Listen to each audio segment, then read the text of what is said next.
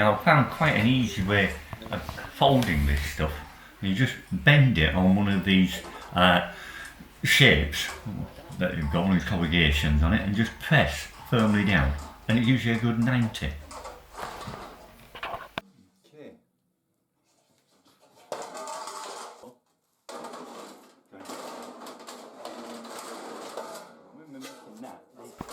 Now I can then use that 90 fold as a sort of locking seam to get the two pieces together. A little fiddly, but it does work with a bit of perseverance. Like that, good. Now, you see it's quite good there.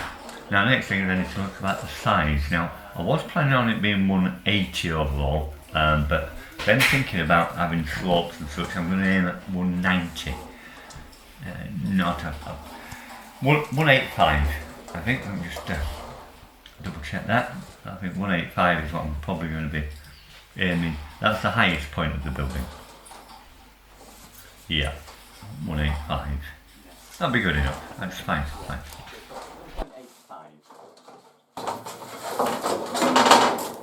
Right, now what I'm going to do is put a bead of silicone and pop them together.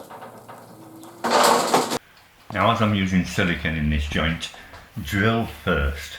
That way you can get rid of any iron filings out of the joint, out of the gap, before you add the silicone. Your silicone first, obviously your iron filings are going to stick to your silicone and cause gaps. Now with pot rivets on this job, I'm using majority about 4.8 gauge. Length is 10mm going up to around 28-30mm.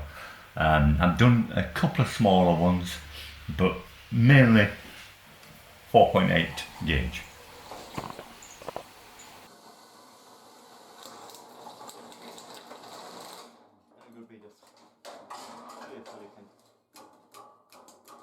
Now I'm just doing one pot rivet point on each side of this for now.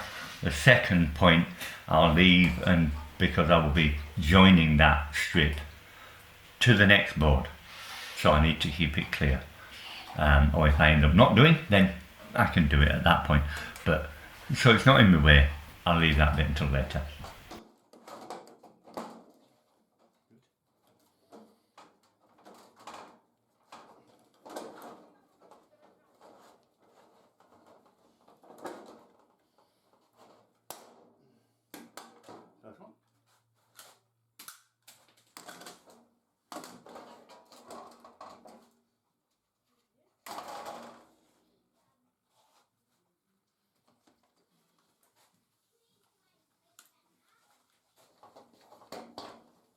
See, it's quite easy just getting these pot rivets in. You get the right size ones, they snap off quite quickly. You do a good job of holding this material together. And then I'm just putting a couple of clips on the edges of these seams to hold them together while the silicone dries. And that is my first footlight piece. And here's where it goes. Just like that. Perfect.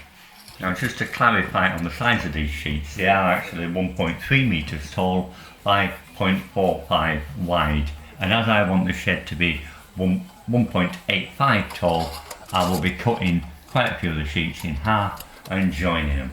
Meaning I'll get 2 sheets out of every 3, which is enough for what I need.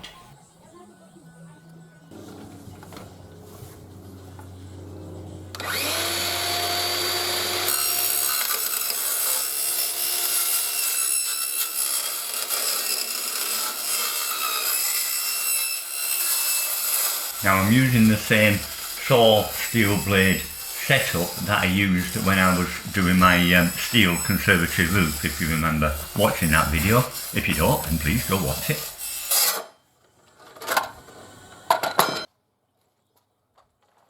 Now when it comes to assembling these panels, these single panels, in some cases, like in this one I'm doing here, I found it very convenient that the manufacturers had actually drilled holes for whatever reasons they want to do, which I lined up very nicely for the size I wanted.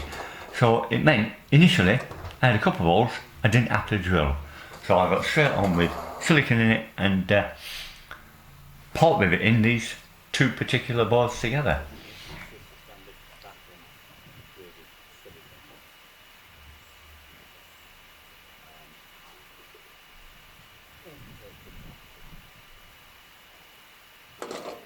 Now again, port rivets, just to remind you, I'm using the 4.8mm gauge ones, in this case 10mm long, which was more than enough. The edges of the boards you don't want to be putting port rivets in at this point, because again they're going to be joining to other boards, so you need to be aware of that all the way through, where you're putting the port rivets and is it going to connect to something else, where you've got your framework, your supports, where it's joining to others, where it's fitting to the roof, all these type of things. You need to be thinking ahead when you're making it, because we've got no plans, so we have to work it as we go. Now I start to assemble the walls. I'm needing two main wall sections. One that will attach to that corner piece that I made. That'll be a long one, and I'll need 3 of these upright panels. The other is just 2. It'll be the front of one of the sheds. I'll need 2 of the upright panels. So I get them assembled together first, again gluing down and port riveting all the way down the seams that I didn't port rivet before, because I knew I was going to be connecting. But this is where it's now starting to come together. We're starting to get size and structure to it all. All very exciting. Now, when I was setting out to do this shed originally, I searched everywhere to try and find materials to use, various different materials to use, and the steel was one of the hardest ones to come across, because I kept being referred to companies that sold steel for buildings, like big apartments, big factories, etc. So everything came in big bulk and heavy duty and very expensive, and they sold it in big jollots. And that was where I was almost going to give up on the idea of steel, until I came across this type that I've got here, which I got from Amazon. A box of 12, like I've already said. Cost just under, and I mean just, £80. So £79.99 and 99 pence, sort of thing. Just under 80 quid. Now it's time to start sizing and shaping these panels. Like this one, which is the 3-panel piece. I didn't need 3 panels, I needed 2.5, say, panels, so I've got to cut it down the length. There'll be no waste, that other off-cut will get used for the other corner. And then cutting in door shapes and such things like that. It's an easy job if you've got the tools to do it. You do need a saw with a steel blade. You can't be doing this with things like tin snips or hacksaw or anything like that. You need a saw. But I think you'll find most battery saws, you can get a blade that will cut this steel. You just got to have a look around for your sizes. Now at the beginning of this video, I've showed you an easy way in which we can fold this stuff. That is not always possible. In this case, I only needed a 4-inch, 100mm, 10cm piece, folded, and it would not do it. It is just too difficult. So what I did here is I had a scrap piece of heavy gauge 6mm steel plate, which I used to weight down the board, the sheets of thin steel, so that I could bend against it, and that seems to be working this way. And this is just to form another corner that I'll be having against the wall, as you will see.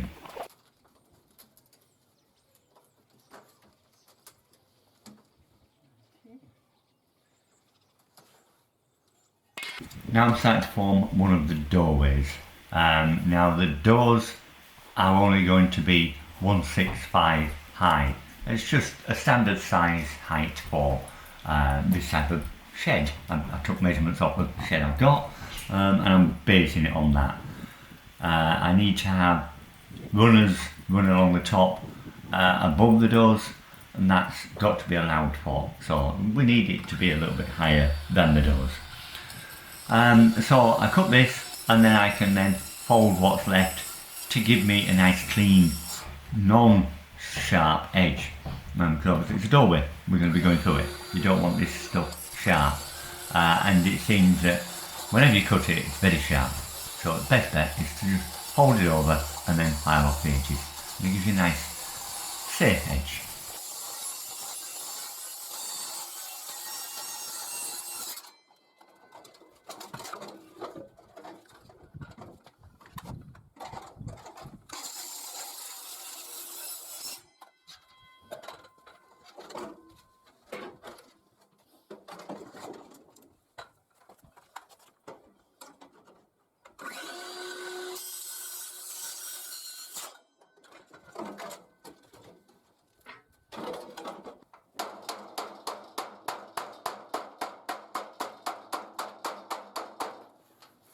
Okay, that's out.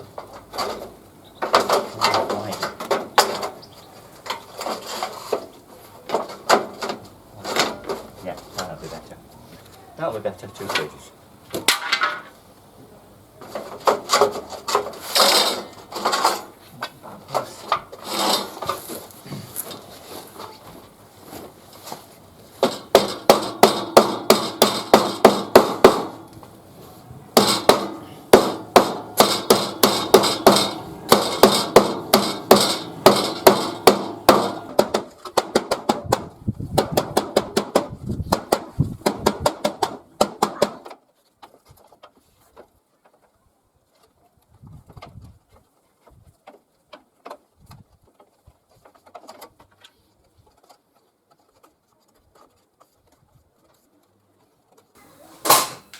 For the corners, what I'm using is this shelving kit that I got.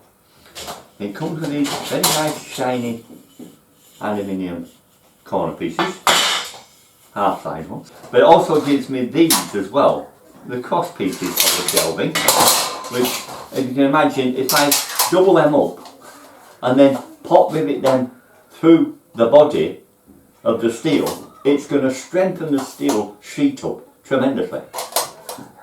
And I've got lots of them, and short ones as well. So, lots of bits and bats I got with that, but I only bought it for these things. Now, when assembling these, there's a little tip to assembling them, to make them so they're a little bit better, a little bit stronger than what they normally are, normally expected to be when you just shove them together. Putting them together like you do there, as normal, tap them down. Make sure it's fully home. Get the next one.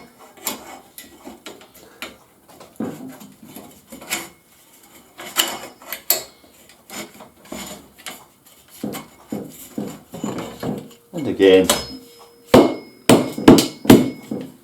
tap it down, and it's not going. Now it's gone. There we go. Tap it down to make it go. Oh, nice and easy, nice and firmly. Trouble is, it can slide back out again. So what you want to do, if you can do this permanent, which most shelving you're going to use, you don't even want to take that out again. Take that bit and bend it up. Get your hammer. Bend it down. Do the same with the other one.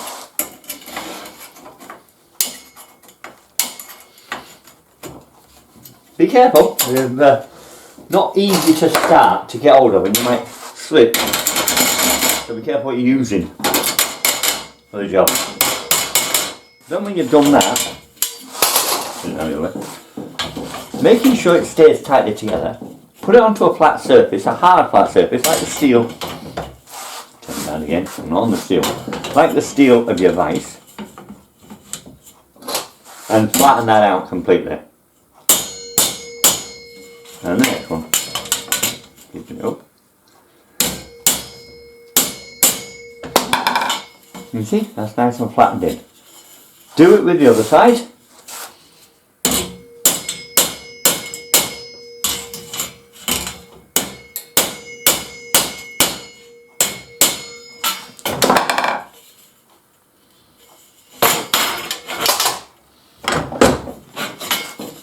And there you are. It's not going to come apart again. Won't wobble, won't twist, won't anything. It's good and solid. Same piece of kit, just to put a little bit more effort in when assembling it. That's all. Now this is where I'm starting to form the first corner, which is being connected to the longest of the wall panels. Again, I'm just glue and pop with it together, running down the full length. In this instance, when you're doing full height, avoid top and avoid bottom, because they're going to probably attach to some kind of a bracket, or it might attach to the roof panels or something that would be in your way. So avoid going too close to the bottom or too close to the top.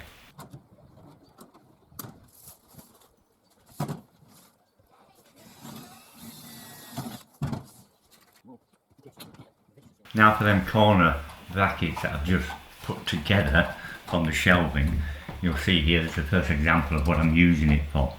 This is across the bottom of the wall, and it will attach the wall to the floor, as well as make the wall more rigid.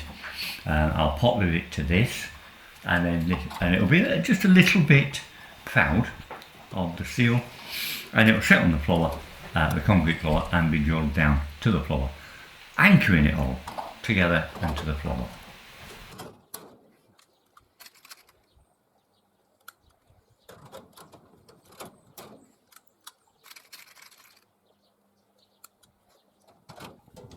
And here again, another piece of this corner bracket, this time to go around the corner,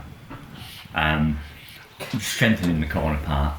Now the other point with this bit is that I can then also pop with it the two together, forming a perfect 90-degree angle, giving me a nice good square corner, as you'll see.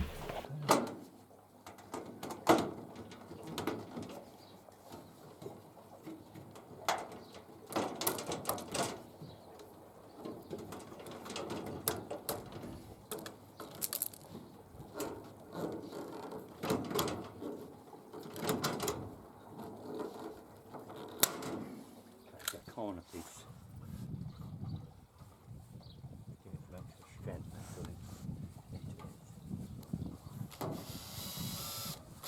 And I think that's about as far as we want to go in this video. So, thanks for watching, and come and see it again in the next video. Bye for now.